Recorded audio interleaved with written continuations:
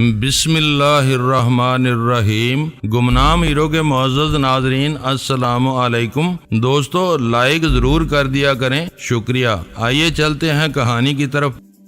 وہ ڈاکٹر تو نہیں ہیں، ان کی تو سگریٹ کی ایجنسی ہے۔ میرا مطلب یہ تھا کہ جمال صاحب نرس سے دوا لیتے ہیں اور ڈاکٹر سے منہ چھپاتے ہیں۔ آپ میرے زخموں پر نمک تو نہ چھڑکیں، اس نے بڑے جلے کٹے لہجے میں کہا۔ اب وہ اپنے ہونٹوں پر لگی سرخی چادر سے پونچھ رہی تھی۔ میں نمک تو نہیں چھڑک رہا ہوں روحی، میں تو حقیقت عرض کر رہا ہوں۔ ویسے میرا خیال ہے کہ جمال صاحب کے انتخاب کی داد نہ دینا زیادتی کی بات ہوگی، کہیں وہ اشفاق مر تو نہیں گئے ہیں۔ اس نے میری بات ان سنی کر دی۔ ہو سکتا ہے وہ مر گئے ہوں، آپ کو بچانے کے لیے میں نے تو کوئی کسر اٹھا نہیں رکھی۔ آپ نے کیا کیا ہے ان کے ساتھ؟ ان کو زخم بھی تو کوئی نہیں لگا ہے۔ اگر وہ مر گئے تو یہ بات آپ کے لیے اچھی ہی ہوگی کہ اس طرح آپ جمال صاحب سے بڑے آرام سے شادی کر سکیں گی۔ نہیں جناب، میں جمال صاحب کے لیے اپنی زندگی تباہ نہیں کر سکتی۔ وہ تو ہو ہی گئی ہے خانم، کیا خیال ہے آپ کا اشفاق آپ کو معاف کر دے گا؟ بس میری آنکھوں پر پٹی بند گئی تھی، مجھے جمال صاحب نے مجبور کر دیا تھا۔ آپ کہاں کی رہنے والی ہیں؟ میرے ماں باپ ادھر ڈسکا میں رہتے ہیں، اور یہ اشفاق صاحب ان کا وطن معلوف کون سا ہے؟ وہ کیا ہوتا ہے؟ اب کی بار اس نے پھر اپنی وہ کاجل بری آنکھیں پوری طرح کھول کر مجھے دیکھا۔ اس کے ہونٹ خون آلود زخم ایسے تھے، باریک اور ترشے ہوئے۔ میرا مطلب ہے کہ وہ کہاں کے رہنے والے ہیں؟ اوہ، میں سمجھی وہ قلعہ دیدار سنگھ میں رہتے ہیں، یہاں کاروبار کے لیے آئے ہوئے ہیں۔ کتنا عرصہ ہوا آپ کی شادی کو؟ 3 سال۔ بچے کتنے ہیں آپ کے؟ بچہ کوئی نہیں ہے ہمارا۔ کیوں؟ مجھے کیا پتا، ڈاکٹر کہتے ہیں کہ اشفاق میں کوئی نقص ہے۔ گڈ، خاصی سمجھدار معلوم ہوتی ہیں آپ۔ پلیز مجھے اس مصیبت سے چھڑا لیں، مجھے بہت ڈر لگتا ہے۔ اشفاق مجھے قتل کر دیں گے، وہ مجھے زندہ نہیں چھوڑیں گے۔ پہلی بار اسے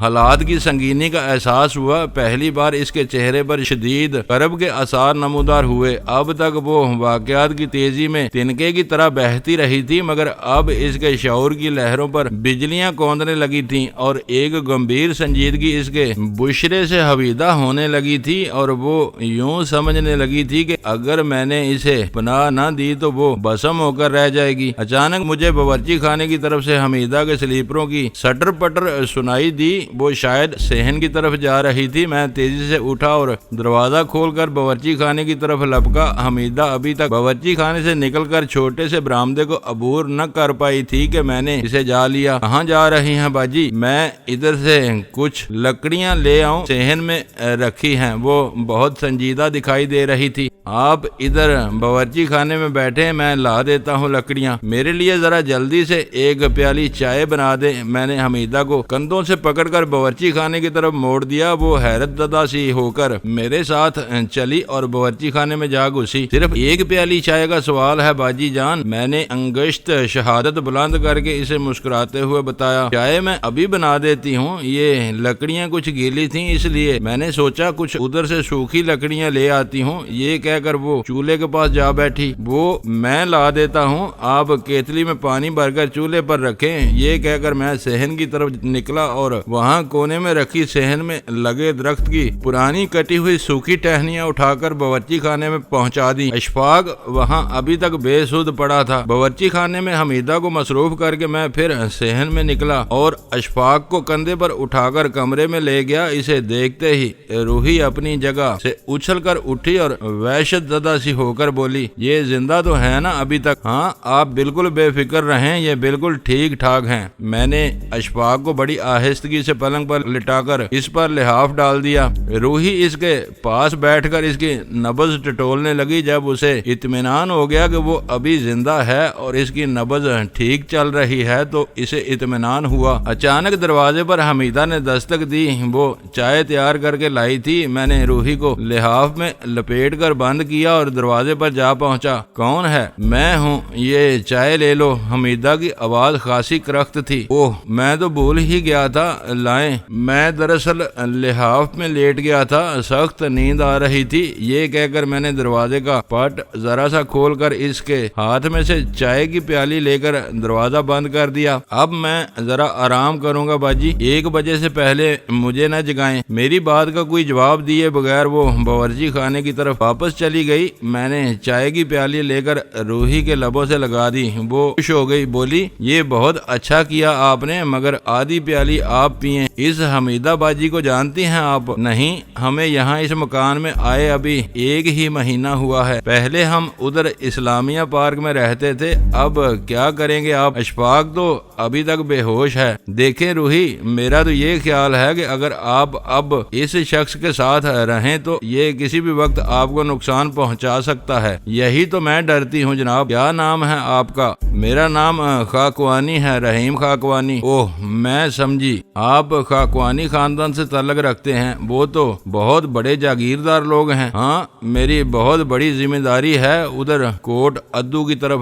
یہ حمیدہ میری خالہ زاد بہن ہے، میں بس انہیں ہی دیکھنے آیا تھا۔ میں تو سمجھی تھی کہ آپ کوئی نئے نویلے دولہا ہیں۔ یہ سارا سامان بالکل نیا ہے اور کسی کے جہیز میں آیا لگتا ہے۔ جی نہیں، یہ حمیدہ باجی کا اپنا سامان ہے، ایک جگہ بہت عرصے سے محفوظ پڑا تھا، کل ہی آیا ہے یہاں۔ یہ بہت عرصے کا خریدا ہوا تو ہرگز نہیں لگتا ہے۔ ہاں، مگر اسے اب تک کسی نے استعمال نہیں کیا تھا۔ وہ تو خیر ٹھیک ہے خاکوانی صاحب، مگر اب مجھے بتائیں کہ میں کیا کروں؟ میری جان تو سخت خطرے میں ہے۔ وہ اشفاق کے پلنگ کو گہری گہری نظروں سے دیکھتے ہوئے بولی، آپ یوں کریں کہ اپنا ضروری سامان باندھ کر آج ہی ڈس کے چلی جائیں اور اس آدمی سے طلاق لے لیں۔ طلاق لے لوں؟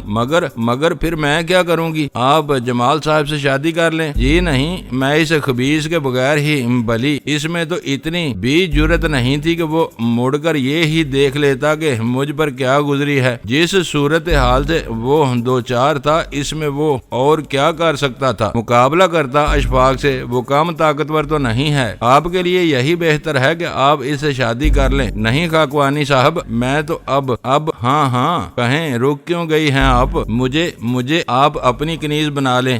جی نہیں، میں اس گاڑی کا بیل نہیں ہوں روحی بانو، یہ 2 گھڑی کی ملاقات بہت کافی ہے۔ میں تو پہلے ہی شادی شدہ ہوں، 3 بیویاں ہیں میری۔ اچھا، 3 بیویاں ہیں آپ کی؟ چلیں ایک کی گنجائش اور نکال لیں، میں آپ کی کنیز بن کر رہ لوں گی اور آپ کی بیویوں کی بھی۔ پاگل ہیں آپ، اتنی جلدی اتنے بڑے بڑے فیصلے کر لیتی ہیں، حد ہو گئی ہے۔ آپ میری بات مانیں اور ابھی واپس جا کر اپنا سامان درست کریں اور آج ہی ڈس کے چلی جائیں۔ جمال صاحب کا پتہ مجھے دیتی جائیں، میں انہیں سمجھاؤں گا۔ آپ ان کو نہ چاہتے ہوئے بھی ان سے شادی کر لیں۔ ٹھیک ہے، مجھے آپ کا یہ مشورہ منظور ہے۔ اس نے فرش پر پڑا ہوا سگریٹ کا خالی پیکٹ اٹھا کر اس کے سفید حصے پر مجھ سے پینسل لے کر جمال صاحب کا اور اپنا ڈسکے کا پتہ لکھ دیا۔ وہ کاغذ کا ٹکڑا میں نے جیب میں رکھا اور پھر اسے چپ چاپ بڑے دروازے میں سے گزار کر اس کے گھر بھیج دیا۔ جب میں دروازہ بند کر کے پیچھے مڑا تو میں نے دیکھا کہ حمیدہ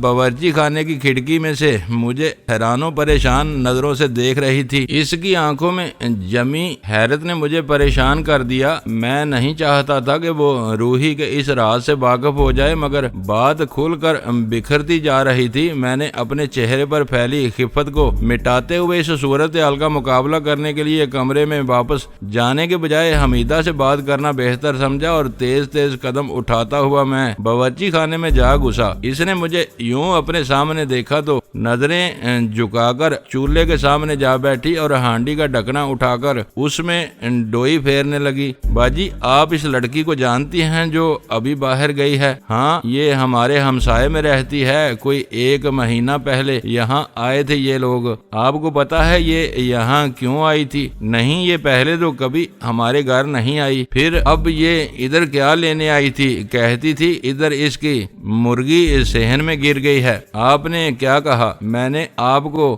زحمت دی، خود اسے صحن دکھا دیا تھا۔ وہ ادھر ادھر جھانک کر چلی گئی۔ میں نے کہا بھی تھا کہ وہ آپ سے مل لے، مگر وہ ادھر نہیں آئی۔ کہتی تھی میں پہلے مرغی تلاش کر لوں۔ بکواس کرتی ہے وہ، میرا خیال ہے وہ کسی اور ہی کام سے آئی تھی۔ حمیدہ نے ہانڈی پھر سے بند کر کر دی۔ وہ بہت پریشان نظر آتی تھی اور مجھ سے نظریں نہیں ملا رہی تھی۔ اور کیا کام ہو سکتا ہے اسے؟ میں تو اسے بالکل نہیں جانتا۔ پتہ نہیں کیا لینے آئی تھی وہ۔ مجھ سے آپ نے ملوایا ہوتا تو میں پوچھتی۔ دھیان اس کا ابھی تک چولہے کی طرف تھا۔ بس مجھ سے یہی غلطی ہو گئی۔ ویسے بھی میرا خیال ہے کہ آپ سے ملنا نہیں چاہتی تھی۔ بڑی کم ذات عورت ہے یہ۔ میں نے سنا ہے کہ ایک لڑکا اکثر اس کے گھر آتا ہے، مگر اس وقت جب اس کا شوہر گھر پر نہیں ہوتا۔ ہو سکتا ہے کہ یہ آپ کو پھانسنے کے لیے ادھر چلی آئی ہو۔ اس نے آپ کو صحن میں بیٹھے دیکھ لیا ہوگا۔ اچھا، ایسی بدمعاش عورت ہے یہ۔ مگر مجھ سے اس نے کوئی انٹ شنٹ بات نہیں کی، ورنہ میں تو اس کی اچھی طرح خبر لیتا۔ ایسا کچا کولا نہیں ہوں میں۔ اچھا کیا آپ نے اسے چلتی کیا۔ بڑی چنڈال عورت ہے یہ، بڑا ناز ہے اسے اپنے حسن پر۔ حمیدہ نے نہایت سنجیدگی سے کہا۔ اب وہ زمین پر گری کوئی چیز ٹٹول رہی تھی۔ اس کے لہجے کی سرد موہری مجھے کھٹک رہی تھی۔ اچھا ٹھیک ہے، اور ہاں، اس عورت کے سلسلے میں آپ میرے متعلق کوئی غلط نظریہ قائم نہ کریں۔ نہیں، مجھے کیا ضرورت ہے؟ میں تو اپنے گھر کی ذمہ دار ہوں۔ حمیدہ کی یہ بات سن کر میں کمرے میں جا گھسا۔ اشفاق ابھی تک بے ہوش تھا اور میری سمجھ میں نہیں آتا تھا کہ میں اسے کس طرح چھٹکارا پاؤں۔ میں نے خواہ مخواہ اپنے لیے ایک مصیبت کھڑی کر لی تھی۔ اس روحی کی ہمت پر مجھے حیرت تھی۔ وہ 8-9 فٹ اونچی چھت سے بے خطر کود کر نیچے آ گئی تھی اور اسے ذرا بھی چوٹ نہیں آئی تھی۔ اشفاق کا حال مجھے البتہ نہیں معلوم تھا۔ عین ممکن ہے کہ اس کی ایک آدھ ہڈی چٹک گئی ہو، کیونکہ وہ خاصا تنومند اور بھاری بھرکم آدمی تھا۔ پھر بھی جس انداز سے وہ مجھ سے ٹکرایا تھا اور جس آہنی عزم سے وہ مجھ سے الجھ گیا تھا، اس سے تو یہی معلوم ہوتا تھا کہ وہ جب نیچے کودا تھا تو اسے کوئی چوٹ نہیں آئی تھی، مگر جو زخم اس کے دل پر لگا تھا اس کا اندازہ میں بخوبی کر سکتا تھا۔ روحی نے اس کی غیرت کے دامن کو تار تار کر دیا تھا۔ میں کتنی دیر تک کمرے میں بیٹھا اپنے آپ سے الجھتا رہا۔ میں اس انتظار میں تھا کہ روحی گھر سے روانہ ہونے سے پہلے مجھے ضرور خبردار کرے گی۔ اسے میں نے یہی سمجھایا تھا کہ، اور اس نے وعدہ بھی کیا تھا کہ وہ تیار ہو کر کوٹھے پر مجھے خدا حافظ کہنے ضرور آئے گی۔ کوئی 1.5 گھنٹے بعد مجھے پچھلے دروازے پر ٹھاک کی آواز سنائی دی۔ میں تیزی سے صحن میں نکلا۔ وہ اپنے مکان کی چھت پر کھڑی تھی۔ اس نے برقع پہن رکھا تھا اور چہرے کو دھو کر اس نے میک اپ کی آلائش سے پاک کر لیا تھا۔ میں جو ہی اس کے سامنے گیا وہ انگلی کے اشارے سے مجھے کچھ بتانے لگی۔ میں نے اس کی انگشت شہادت کی سمت میں صحن پر نظر ڈالی تو وہاں مجھے ایک لفافہ نظر آیا۔ وہ میں نے لپک کر اٹھا لیا۔ وہ منڈیر پر جھکی اور دبی زبان میں بولی، میں جا رہی ہوں خاکوانی صاحب، خدا حافظ۔ پھر تیز تیز قدم اٹھاتی ہوئی وہ سیڑھیوں کی طرف بڑھی اور پھر میری نظروں سے اوجھل ہو گئی۔ میں نے لفافہ وہیں کھڑے کھڑے کھول کر پڑا تو مجھے یوں محسوس ہوا جیسے میں نشے میں ہوں۔ اس نے میری ماں کا واسطہ دیا تھا کہ میں جس طرح بھی ہو سکے اسے ڈسکا میں اس کے گھر آ کر ملوں۔ اس کا باپ ادھر کسی اسکول میں ہیڈ ماسٹر تھا۔ اس کا نام نوازش علی تھا۔ اس نے لکھا تھا کہ میں ہیڈ ماسٹر کی اکلوتی اولاد ہوں اور ماں اس کی فوت ہو چکی ہے۔ اس نے یہ بھی لکھا تھا کہ وہ ادھر 1 مربع زمین کی مالک ہے جسے وہ میرے نام لکھوا دے گی۔ وہ میری چوتھی بیوی بننے کو بھی اپنے لیے بہت بڑا اعزاز قرار دے رہی تھی۔ اشفاق اور جمال دونوں پر اس نے 1000 لعنت بھیجی تھی اور وہ چاہتی تھی کہ میں اسے ہمیشہ کے لیے اپنا لوں۔ اس نے ان دبے لفظوں میں اشفاق کی زبردست مذمت کی تھی۔ یہ بہت بڑا المیہ تھا۔ میں نے عورت کا یہ رخ کبھی خواب میں بھی نہیں دیکھا تھا۔ لفافہ جیب میں ڈال کر میں کمرے میں واپس پہنچا اور دیکھا کہ اشفاق لحاف کے اندر کسمسا رہا تھا۔ اس کا چہرہ اس بات کا غماز تھا کہ اسے ہوش آ رہا ہے۔ تب مجھے اس کا وہ خنجر یاد آیا جو میں بے خیالی میں وہیں صحن میں بھول آیا تھا۔ حمیدہ اس وقت بھی باورچی خانے میں بیٹھی تھی۔ میں بھاگ کر صحن میں نکلا اور خنجر ہاتھ میں لے کر کمرے میں آ گیا۔ اس وقت تک اشفاق نے آنکھیں کھول دی تھی اور وہ حیران پریشان ہو کر گرد و پیش کو دیکھ رہا تھا۔ اس کی نظر مجھ پر پڑی تو وہ بدک کر اٹھا اور لحاف الگ پھینک کر سیدھا ہو گیا، مگر پھر اچانک اسے گردن کے پٹھوں پر بوجھ سا محسوس ہوا تو وہ اپنی گدی سہلانے لگا۔ اب کیا حال ہے آپ کا؟ میں نے اس کے سامنے کرسی پر بیٹھتے ہوئے کہا۔ خنجر میرے ہاتھ میں تھا جس کی چمک حیرت انگیز تھی۔ ایسا خنجر میں نے بالعموم ایسے لوگوں کے پاس دیکھا تھا جو جنگ و جدل کے لیے ہر وقت تیار رہتے ہیں۔ وہ یا تو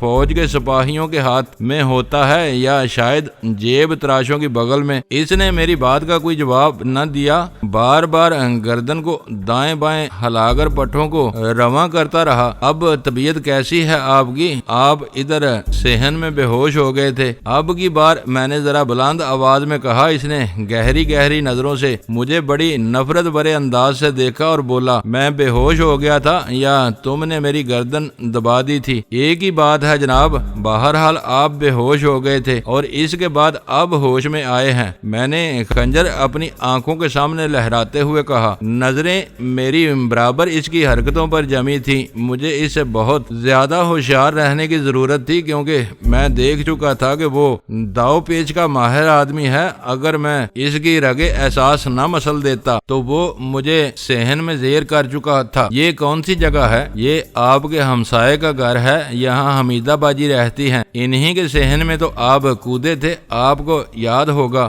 وہ حرام زادی کہاں ہے؟ وہ میری بیوی، وہ اپنے گھر چلی گئی تھی اسی وقت جب آپ بے ہوش ہوئے تھے۔ آپ نے تو اسے آج مار ہی ڈالا تھا۔ اس نے تیزی سے اپنے پاؤں پلنگ سے نیچے اتارے۔ یہ خنجر مجھے دے دیں، ابھی مجھے اس سے حساب لینا ہے، اس نے بڑے باروب لہجے میں کہا۔ جی نہیں، میں آپ کو کسی کی جان لینے کی اجازت نہیں دے سکتا۔ تم کون ہو ہمارے معاملے میں دخل دینے والے؟ یہ خنجر مجھے دے دو، یہ میرا ہے۔ کیا یہ کافی نہیں کہ یہ آپ کا گھر نہیں ہے اور مجھ پر آپ کا کوئی حق نہیں ہے؟ میں کچھ سننا نہیں چاہتا۔ میری بیوی بدچلن ہے، میں نے اسے اپنی آنکھوں سے غیر مرد کے ساتھ دیکھا ہے۔ تم سمجھتے ہو میں اسے معاف کر دوں گا؟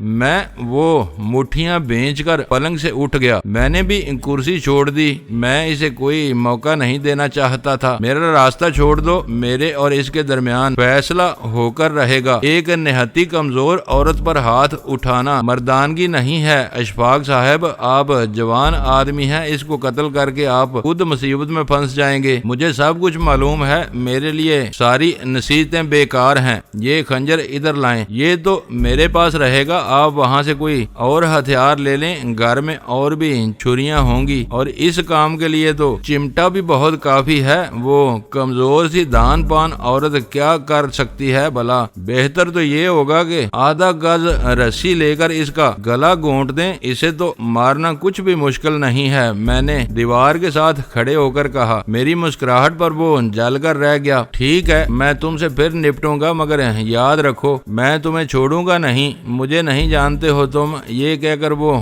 دروازے کی طرف بڑھا۔ ٹھہرو اشفاق میاں، میری بات غور سے سنو، ایسی لفنگی عورت کے پیچھے تمہیں پاگل ہونے کا کوئی فائدہ نہیں ہوگا۔ گھر جا کر اسے طلاق دے دو، یہی تمہارے لیے بہتر ہوگا، سمجھے کہ نہیں؟ میری بات پر ٹھنڈے دل سے غور کرو۔ یہ کہہ کر میں نے اسے ایک طرف دھکیل کر دروازہ کھول دیا۔ خنجر میرے سیدھے ہاتھ میں تھا۔ وہ دل ملاتا ہوا دروازے سے نکلا اور باہر چلا گیا۔ اس کے چہرے پر ایسی وحشت طاری تھی کہ میں سمجھتا تھا کہ اگر اس وقت روحی گھر میں موجود ہوئی تو وہ اس کے ٹکڑے کر دے گا، مگر اچھا ہوا کہ وہ وہاں سے فرار ہو چکی تھی۔ اشفاق نے گلی کا دروازہ اپنے پیچھے تھڑاپ سے بند کیا تو میں نے دیکھا کہ حمیدہ پھٹی پھٹی نظروں سے مجھے دیکھ رہی تھی۔ وہ باورچی خانے کے باہر کھڑی تھی۔ اس کے چہرے پر پھیلا تحیر مجھے نڈال کر گیا۔ اس تحیر میں ایک عجیب سی نفرت گھلی ہوئی تھی جس کا وہ اظہار نہیں کرنا چاہتی تھی۔ مجھے اس نے مڑتے دیکھا تو وہ فوراً ہی باورچی خانے میں جا گھسی۔ میرا جی چاہا کہ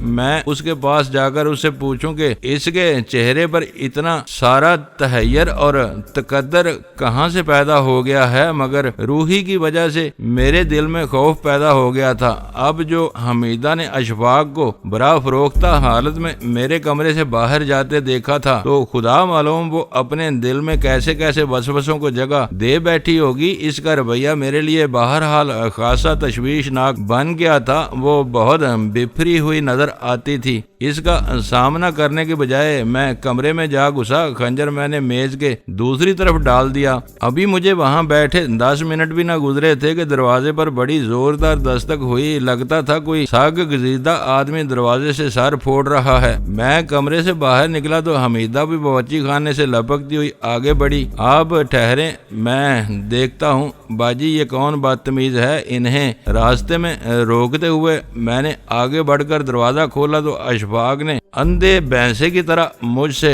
टकराकर मुझे पीछे धकेल दिया। इसकी टक्कर से तेवरा कर मैं सामने की दीवार में जा लगा। वो गंदी गाली बकता हुआ मेरी तरफ बढ़ा। एक चमकता हुआ खंजर इसके हाथ में था। वो मेरे बिल्कुल सामने आकर रुक गया और कड़क कर बोला, बताओ, मुझे बताओ, इस गश्ती को तुमने कहाँ भेजा? तुम्हारा दिमाग खराब हो गया है अशफाक। मुझे क्या मालूम कि वो कहाँ गई? मेरा क्या वास्ता है इससे? तुम झूठ बोलते हो। बताओ वो कहाँ गई है? वो मेरे घर से सुई सिलाई तक ले गई है। सारा सामान वहाँ से गायब है। वो बहुत ज्यादा गजबनाक हो रहा था, मगर मुझे क्या पता वो कहाँ गई है? मेरा क्या वास्ता है इससे? मैंने हैरत ज़दा होकर कहा, तुम यूं नहीं बताओगे, मैं तुम्हारा खून पी लूंगा। ये कहकर इसने एक दम आगे बढ़कर खंजर की नोक मेरी गर्दन पर रख दी। ठीक बाएं हंसली से जरा ऊपर। इससे बचने के लिए मैं तेजी से पीछे सरका तो मेरे और इसके खंजर की नोक के दरमियान जरा सा फासला पैदा हो गया। इसने फिर खंजर आगे किया तो मैंने इसकी कलाई दबोच कर पूरी कुव्वत से मरोड़ दी। वो बेबस होकर मेरी गिरफ्त से निकलने के लिए एड़ी पर घूमा तो इसका बाजू मैंने मरोड़ कर इसकी कमर से लगा दिया। वो बहुत ही फाहिश गालियां बक रहा था। गुस्से की शिद्दत ने इसे पागल कर दिया था। मैंने इसकी कलाई पर जरा सा दबाव डाला तो खंजर इसके हाथ से छूटकर जमीन पर गिर पड़ा। यूं काम नहीं चलेगा उस्ताद। मेरा ख्याल है कि तू अपने दिल के अरमान निकाल ही ले। मैंने पांव की ठोकर से खंजर को दूर फेंक कर इसकी कलाई को जरा सा झटका दिया और फिर इसकी कमर पर घुटना मारकर मैंने इसे सामने की दीवार में दे मारा। इसका सर दीवार में इतने जोर से लगा कि वो नडाल होकर औंधे मुंह जमीन पर गिर गया। ये क्या हो रहा है मेरे घर में? हमीदा ने हाथ मसलते हुए कहा। ये बात आप अपने इस हमसाये से पूछें, कहकर मैंने दरवाजा अंदर से बंद करके अशफाक को इसके गिरेबान से पकड़कर उठाया और पूरी कुव्वत से एक गोंसा इसके मुंह पर दे मारा। और मैं ये देखकर हैरान रह गया कि इसका निचला जबड़ा ऐसे अंदाज से बाहर निकल आया कि इसकी शक्ल ही न पहचानी जाती थी। वो बिल्कुल बेनमांस लग रहा था। इस वक्त इसका हाल बिल्कुल इस बदबख्त ऐसा हो रहा था जिसे मैंने इस रोज गुजरात की तरफ सफर के दौरान टैक्सी में उल्टे हाथ का जामपट दे मारा था। अशफाक दर्द से बिलबिलाकर जमीन पर गिरा तो हमीदा ने वावेला शुरू कर दिया।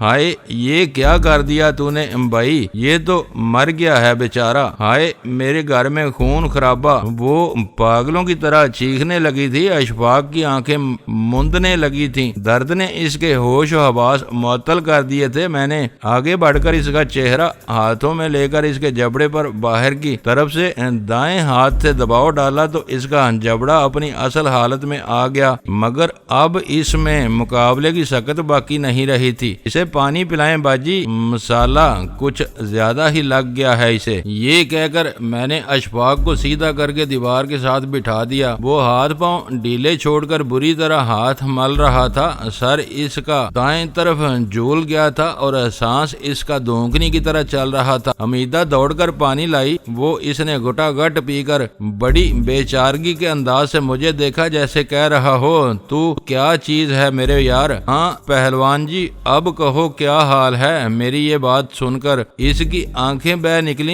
ये मोटे मोटे आंसू इसके रुखसारों पर उतर आए। सांस इसका अभी तक काबू में नहीं आया था। मेरे साथ आओ जरा, मैं भी तो देखूं उधर हुआ क्या है तेरे घर में। भाई जी, क्या हुआ है उधर? क्यों हमला किया इसने आप पर? इसकी बीवी घर से भाग गई है बाजी, और ये कहता है कि वो अपना सारा सामान भी साथ ले गई है। मगर आप पर क्यों हाथ उठाया है इसने? पता नहीं। ये कहता है कि इसकी बीवी को भगाने में मेरा हाथ है, हालांकि मैं इस बेचारी को जानता तक नहीं। पहली बार जिंदगी में मैंने ये गली देखी है और इसकी ये मनहूस सूरत भी मैं आज ही देख रहा हूँ। इस बेगैरत की, हाय मैं मर गई। कैसे कैसे گالے مالے ہو رہے ہیں یہاں۔ وہ روحی پتہ نہیں کس کے ساتھ باغی ہے۔ حمیدہ نے حیرت زدہ ہو کر اور زیادہ تیزی سے اپنے ہاتھ ملے۔ میں نے اشفاق کو کندھوں سے پکڑ کر اس کے پاؤں پر کھڑا کیا تو مجھے محسوس ہوا کہ اس کے بدن میں سکت ہی نہیں رہی ہے۔ کچھ تو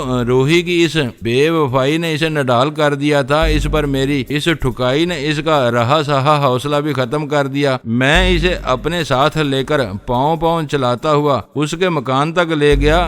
گلی اس وقت بالکل سنسان پڑی تھی، چاروں طرف سناٹا طاری تھا، البتہ ایک ریڈی والے پٹھان کی آواز ذرا فاصلے پر گونج رہی تھی۔ اشفاق لڑکھڑاتا ہوا اپنے گھر کے کھلے دروازے میں داخل ہوا تو مجھے محسوس ہوا کہ وہ بہتان نہیں باندھ رہا تھا، اس کی گاتیا بیوی ہاتھ دکھا گئی تھی۔ جب میں حمیدہ کے کمرے میں بیٹھا تھا تو مجھے گلی میں سے ٹرک گزرنے کی آواز تو سنائی دی تھی، مگر یہ معلوم نہیں تھا کہ اس کا بندوبست روحی نے کیا ہے۔ اشفاق کو ساتھ لے کر میں اس کے مکان کے چاروں کمروں میں گھوم گیا، ہر طرف بس کاٹ کباڑ ہی دھرا نظر آتا تھا۔ روحی وہاں سے سارا قیمتی سامان ٹرک میں لاد کر لے گئی تھی۔ اشفاق پھٹی پھٹی نظروں سے اپنے خالی ڈنڈار گھر کو یوں دیکھ رہا تھا جیسے کوئی بھیانک خواب اس کی آنکھوں میں منجمد ہو کر رہ گیا ہو۔ میں نے اسے ایک چھلنگا سی چارپائی پر بٹھایا تو وہ اس پر یوں ڈہ سا گیا جیسے وہ کڑے کوسوں کی مسافت طے کر کے وہاں تک پہنچا ہو۔ اس کا رنگ زرد ہو رہا تھا اور صورتحال کی سنگینی نے اس کے دل پر ایسی وحشت طاری کر دی تھی کہ اس کے منہ سے بات نہیں نکل رہی تھی۔ تمہارا تو حلیہ ہی بگڑ گیا ہے میرے یار، ذرا حوصلے سے کام لو، میں تمہارا دشمن نہیں ہوں یارے، ذرا اپنی ہوا روک۔ یہ کہتے ہوئے میں نے اس کے کندھے تھپ تھپائے۔ وہ ٹھہر ٹھہر کر اپنا جبڑا سہلاتا تھا جو ایک طرف سے تھوڑا سا سوج گیا تھا۔ میرا خیال ہے کہ اندر کچھ توڑ پھوڑ زیادہ ہی ہو گئی تھی۔ سسکتے ہوئے بولا، وہ مجھے تباہ کر گئی ہے وہ خبیث عورت، میں اسے زندہ نہیں چھوڑوں گا، میں اسے جان سے مار دوں گا۔ غصے کی ایک اور تیز کٹیلی لہر اس کے سر تک پہنچی اور اس کی آنکھیں پھر خون آلود ہونے لگیں۔ مجھے ان حالات کا قطعاً علم نہیں تھا جس نے ان کی زندگی میں زہر گھول دیا تھا۔ میں تو اب تک اس کی بڑھتی ہوئی وحشت سے اپنا ہی تحفظ کرتا چلا آ رہا تھا، وہ مجھے ہی اپنی اس بربادی کا ذمہ دار ٹھہراتا تھا۔ یہی وجہ تھی کہ میرے ساتھ ابھی تک اس کا رویہ نہایت ہی توہین آمیز تھا۔ ٹھیک ہے بیٹے، تو جا اور اس کے پیچھے جا کر اسے قتل کر دے، میری بلا سے خدا حافظ۔ یہ کہہ کر اسے اسی منہدم حالت میں چھوڑ کر باہر آ گیا۔ اس کے گھر کی وہ اجڑی صورت میرا دل دہلا رہی تھی اور مجھے نہیں معلوم تھا کہ اس نے اپنی بیوی کو کن اذیتوں سے دو چار کر رکھا تھا، جس سے تنگ آ کر اس نے ہمیشہ کے لیے اس کے چمن سے اپنا آشیانہ اٹھا لیا تھا۔ خامند کے ہاتھوں ہنسی خوشی ذبح ہو جانے کے لیے تو کوئی ستی ساوتری بھی تیار نہ ہوتی ہوگی، اور وہ تو روحی تھی جس کے سینے میں چاہنے اور چاہے جانے کی آرزو نے آگ دہکا رکھی تھی۔ روحی کی مایوسی تو اس لمحے انتہا کو جا پہنچی جب اس نے اپنے مجازی خدا کو کسائی کا چھرا ہاتھ میں لیے اپنے پیچھے بھاگتے دیکھا۔ وہ تو اس کی قسمت اچھی تھی کہ میں صحن میں بیٹھا تھا اور اتنی اونچی چھت سے وہ بے خطر کود کر میرے سامنے آ گئی تھی، ورنہ اب تک تو سارا قصہ ہی ختم ہو چکا ہوتا۔ حمیدہ کے گھر واپس پہنچ کر میں نے اندر سے کنڈی چڑھائی اور سیدھا باورچی خانے میں جا پہنچا۔ حمیدہ بہت پریشان تھی، مجھے اپنے پاس رکھی پیڑھی پر بیٹھتے دیکھ کر بولی، بھائی جی آپ مجھے صحیح بات کیوں نہیں بتاتے ہیں؟ آخر یہ آدمی آپ پر کیوں چڑھ دوڑا تھا؟ مجھے نہیں معلوم ہے باجی، اس کی بیوی ذرا دیر کے لیے ادھر آئی ضرور تھی، مگر وہ تو مرغی کی تلاش میں تھی، اس سے زیادہ تو مجھے کسی بات کا علم نہیں ہے۔ دوستو ویڈیو کو لائک ضرور کر دیا کریں۔ ISI پاک آرمی زندہ باد، پاکستان پائندہ باد۔ معزز ناظرین، اپنا خیال رکھیے گا اور اپنے اس چینل کا بھی شکریہ۔